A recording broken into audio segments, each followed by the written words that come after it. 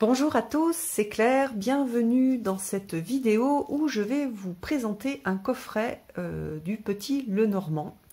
Donc avec un livre et un jeu, je vous avais déjà présenté d'autres coffrets de ce type-là et je les trouve très bien faits.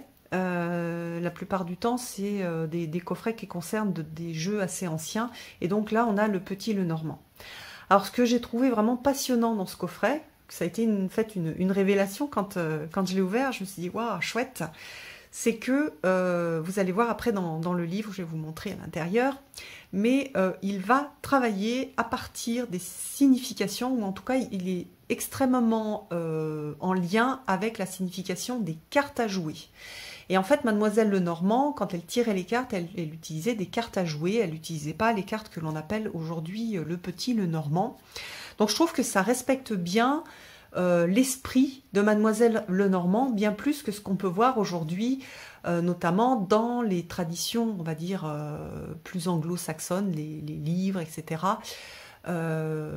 qui ont permis de remettre un peu à l'honneur le Petit Lenormand, mais qui sont plus éloignés de la cartomancie.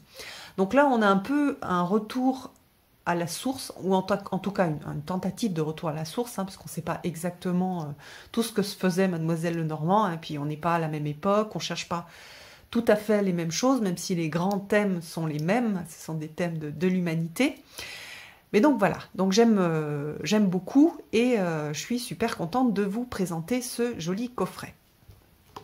Alors il est fait exactement de la même façon que les autres, c'est-à-dire qu'on va avoir les cartes d'un côté, et un livre, comment dire, avec beaucoup de choses à l'intérieur, comme dans la plupart de ces coffrets, en tout cas comme dans tous les coffrets que j'ai vus de chez eux, et ça je trouve vraiment bien. Alors les cartes, vous voyez qu'on a un dos très, très classique, et puis on va avoir donc ce type de Petit Lenormand qui est pas du tout original, qui est pas propre à ce jeu, mais qui est un des anciens, des premiers Petits Lenormand, 10 Petits Lenormand qui sont sortis, donc où on a vraiment une représentation importante de la carte à jouer qui va être importante, une petite représentation que j'aime bien, qui est assez romantique, une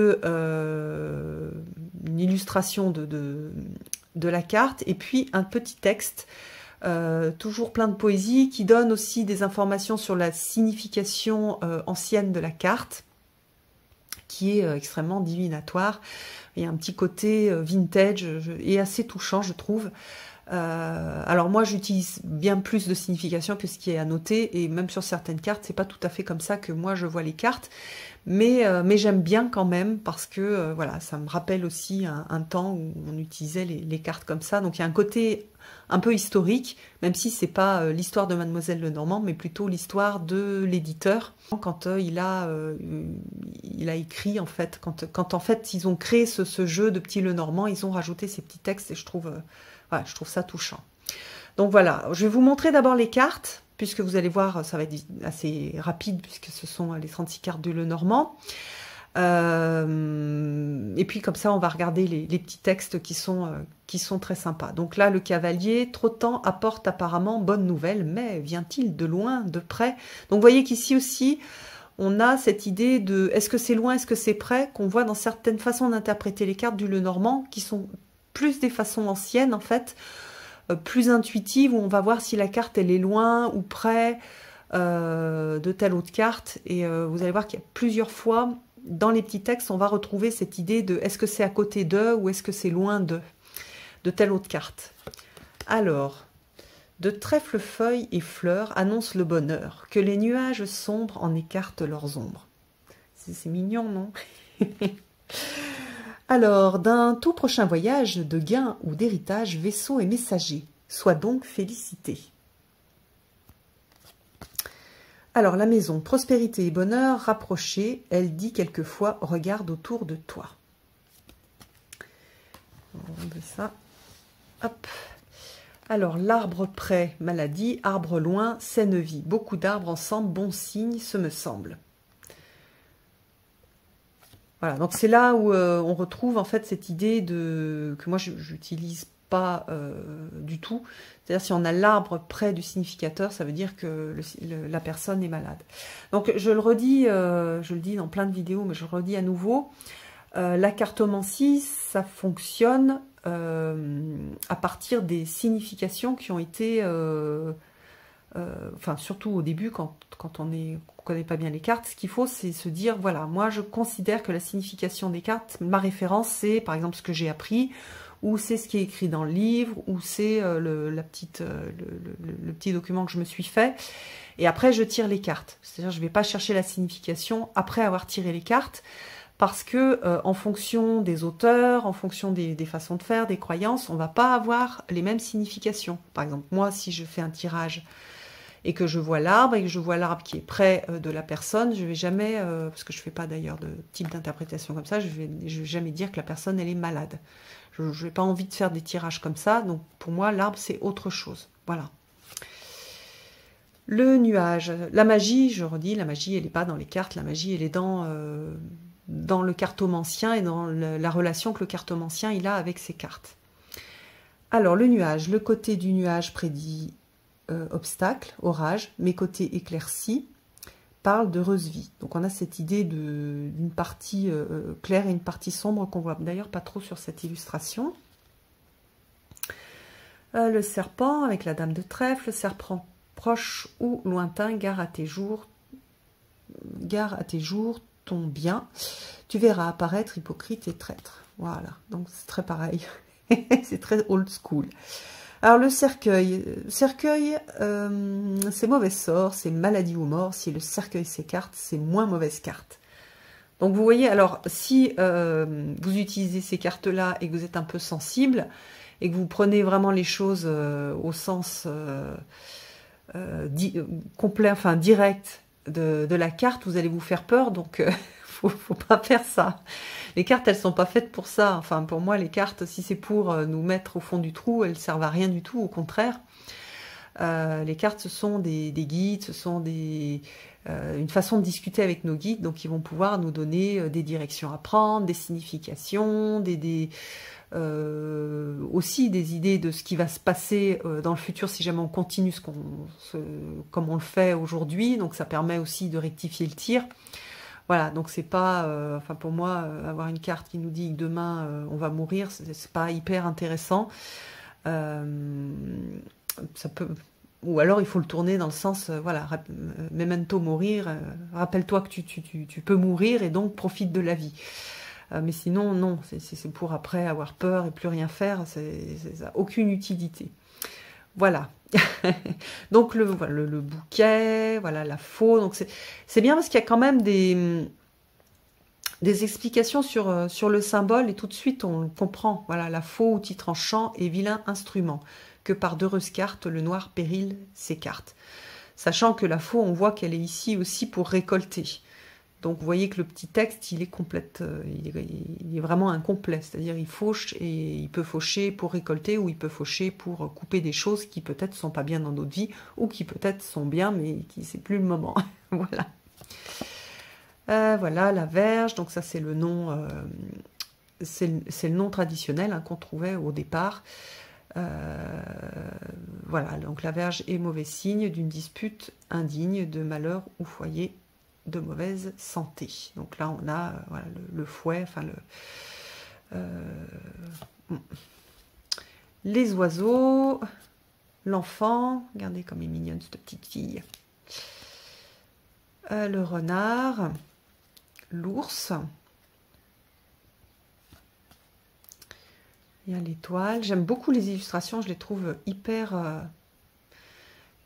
touchante, pleine de délicatesse, voilà, c'est vieillotte aussi, avec tout le charme qui va avec.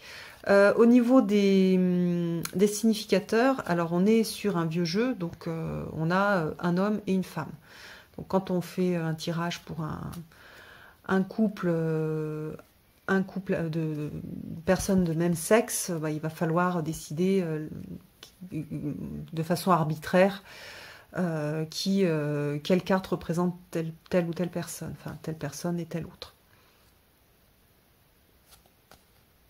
Donc il faut vraiment le prendre comme aussi, voilà, un témoignage de ce qui a été, avec ce côté, un côté, voilà, hop, regardez, avec comment dire, la pensée de l'époque. Même chose sur les interprétations. Elles sont extrêmement teintées de la pensée d'une époque dont on est aussi les dépositaires. Regardez comme le soleil et la lune, c'est vraiment des jolies, jolies cartes. J'aime beaucoup. Voilà, la clé, poisson, avec le bateau au fond, l'encre et la croix. Donc voilà, alors on a la croix et précurseur de tristesse et malheur, la durée en dépend de son éloignement. À nouveau, on a cette idée de est-ce que la croix est proche ou pas. Moi, j'utilise aussi d'autres significations pour la croix, mais on va voir ce qui est noté dans le livre. Alors,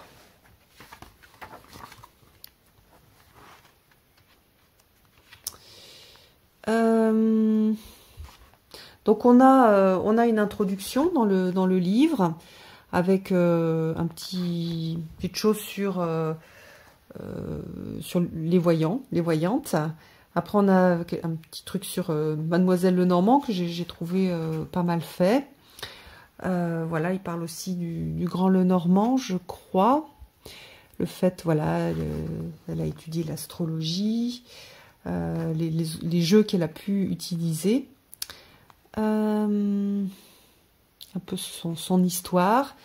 Ensuite, on a une présentation du petit Lenormand, donc c'est bien pour les débutants, mais c'est bien aussi pour ceux qui connaissent, mais que à travers la documentation anglo-saxonne qui a été traduite en français ou en anglais, puisque là, on va avoir des explications par rapport aux cartes à jouer. Donc ça, j'ai trouvé ça vraiment, vraiment intéressant. Voilà. Après, on a donc symbolisme et explication des cartes. Et là, au lieu d'être présentées dans l'ordre du petit Lenormand, elles sont présentées dans l'ordre des cartes à jouer. Donc, même chose. Je trouve que c'est intéressant et je trouve que on se rapproche un petit peu de ce que pouvait faire du coup Mademoiselle Lenormand qui utilisait donc des cartes à jouer. Donc à chaque fois on va avoir le symbolisme, donc un lien avec la carte à jouer. Ici on a une interprétation par rapport au nombre. Le monsieur avec la description. Donc par exemple ici, tout dans ce personnage évoque à première vue le dandy. Donc ça j'aime bien parce que ça permet surtout pour les débutants, de mieux comprendre la carte. Ça permet de prendre le temps de la regarder, de regarder un peu les détails. Et qu'est-ce que ces détails, de quoi est-ce qu'il parle? Donc là, on va avoir, voilà, après, voilà, il y a le monsieur, il y a le paysage, on a la phrase. Donc, monsieur sympathique, signe mauvais au bon, d'après sa position. Donc, à nouveau, on a cette grande importance de la position des cartes les unes par rapport aux autres, s'ils sont proches, loin. Est-ce que les personnages se regardent, ne se regardent pas? Et puis on a l'interprétation, donc sur le plan matériel, donc assez divinatoire, mais en même temps,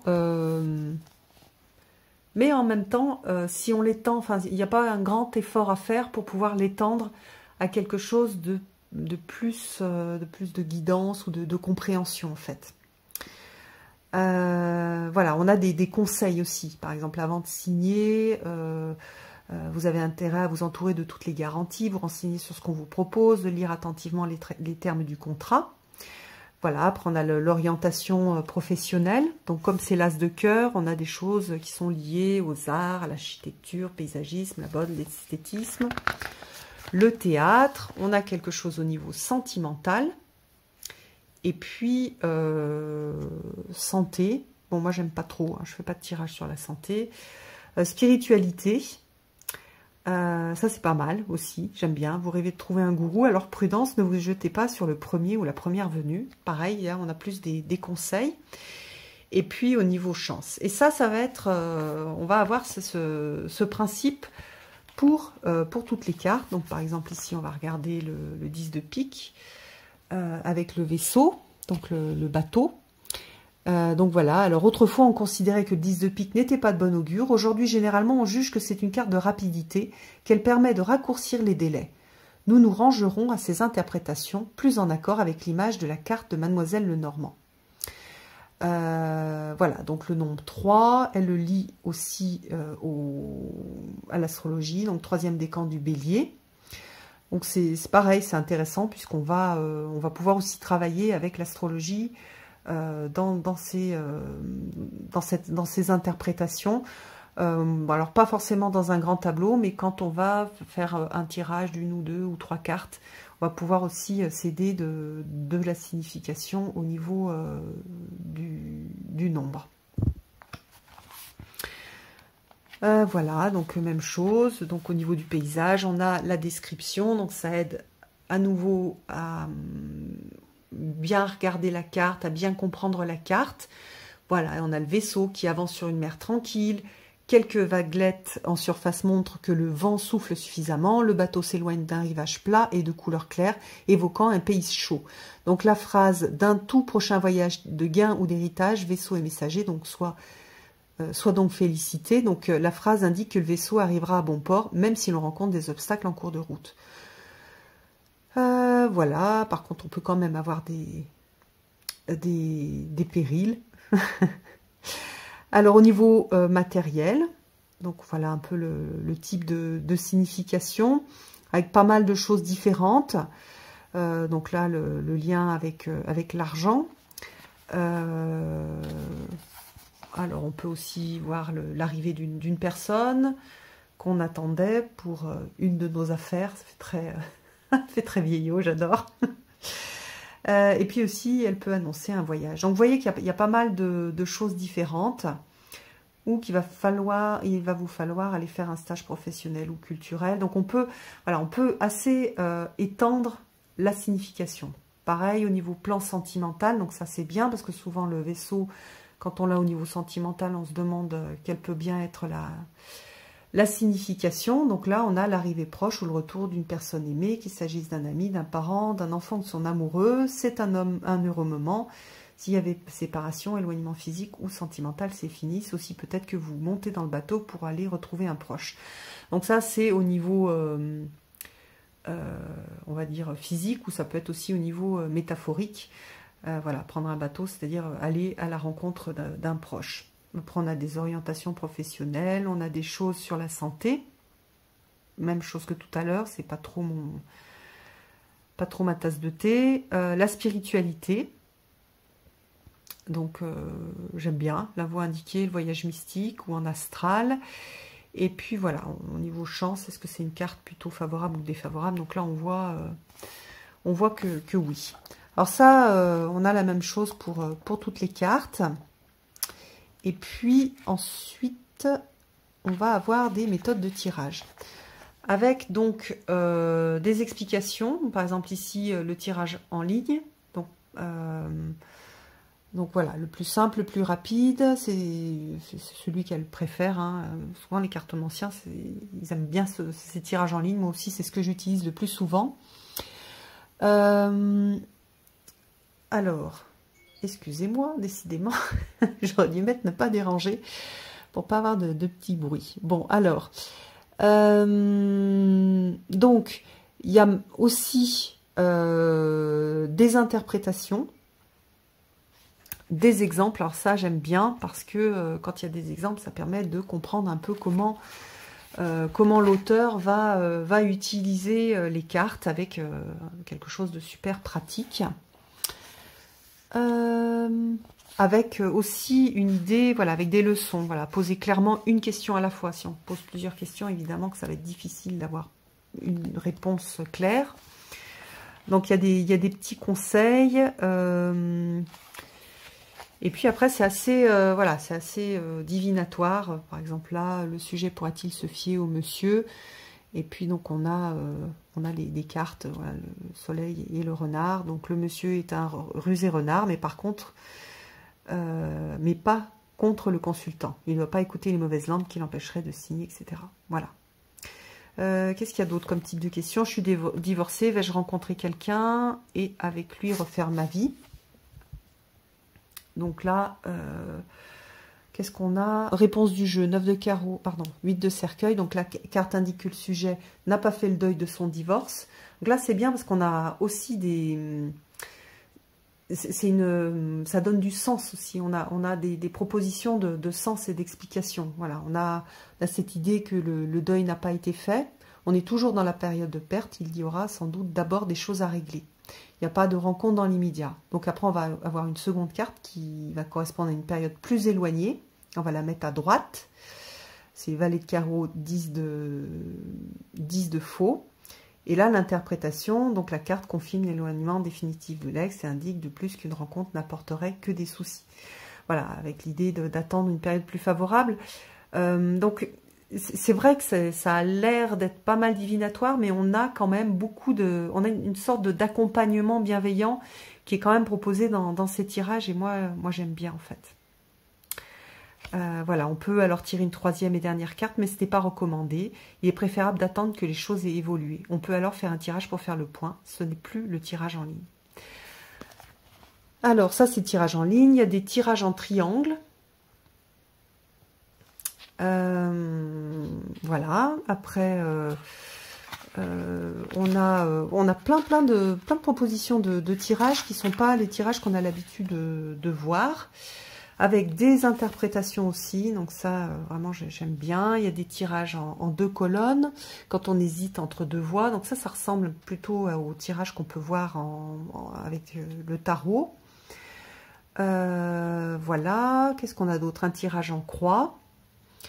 Et là, on a, je ne sais pas si vous avez remarqué, mais quand on fait ces tirages de ce type-là, on va moins créer des phrases avec les cartes et plus être dans la symbolique et la symbolique en tant que sens. C'est-à-dire, alors ici, on a par exemple l'état actuel de la situation, on a le valet de cœur, donc le consultant est amoureux. L'heureux élu est un jeune homme. Après, ce qui l'aidera, le 6 de carreau, le trèfle. Donc, voilà, le bonheur avec le jeune homme. Voilà, on cherche les nuages. Voyons ce qui contrarie le bonheur de notre consultant. Pardon. Ce qui s'oppose, l'as de cœur, monsieur. L'as est plus fort que le roi. Ici, l'as de cœur représente le monsieur qui se présente à la porte du jeune homme. Il risque fort de prendre la place du roi de cœur, c'est-à-dire du sujet dans le cœur du jeune homme. Donc voilà, quelque chose de, vous voyez, qui est assez divinatoire. Mais bon, c'est vrai que le petit Lenormand, il est quand même pas mal conçu pour faire du divinatoire. Mais néanmoins, moi j'aime bien parce que avec un peu d'expérience, on arrive à y mettre beaucoup de guidance, beaucoup de bienveillance, beaucoup on est plus sur si je reste dans cette situation, qu'est-ce qui peut se passer. Puis on peut avoir il va révéler aussi pas mal de choses qu'on sait souvent déjà. C'est-à-dire, est-ce que je dois faire telle chose? Souvent, quand voilà, je tire le petit Lenormand pour est-ce que je dois faire telle ou telle chose, je vois très bien que quand je donne la réponse, la personne le savait déjà en fait. C'est plus confirme un peu les choses que la personne sait déjà ou que moi je peux savoir quand je le tire pour moi. Voilà, donc ça c'était le dernier tirage. Donc pour moi c'est vraiment une belle découverte ce coffret, par cette proposition de travail et de lien entre les cartes, enfin entre les cartes à jouer et le petit Lenormand, et avec un livre là agréable qui est bien fait, qui est bien écrit. Je crois que c'est un livre qui a été écrit il y a pas mal de temps. Voilà, je l'aime bien. Alors pour tous ceux qui veulent faire de la divination un peu classique, il va tout à fait vous correspondre, il va beaucoup vous plaire. Pour ceux qui ont envie d'explorer aussi ça, mais d'une façon un peu plus proche de ce qui se faisait au départ, c'est-à-dire plus en lien avec les cartes à jouer, c'est aussi intéressant. Et puis pour moi c'est une autre façon de voir, c'est un autre point de vue qui est passionnant, et et après, un jeu, enfin un outil, on fait ce qu'on veut d'un outil. Donc après, ça sera à vous de le personnaliser et de voir comment est-ce que vous voulez l'utiliser. Mais je trouve les cartes super jolies, très old school. Et deux, voilà, pour commencer, le livre est très bien fait. Voilà, je vous embrasse tous. À bientôt.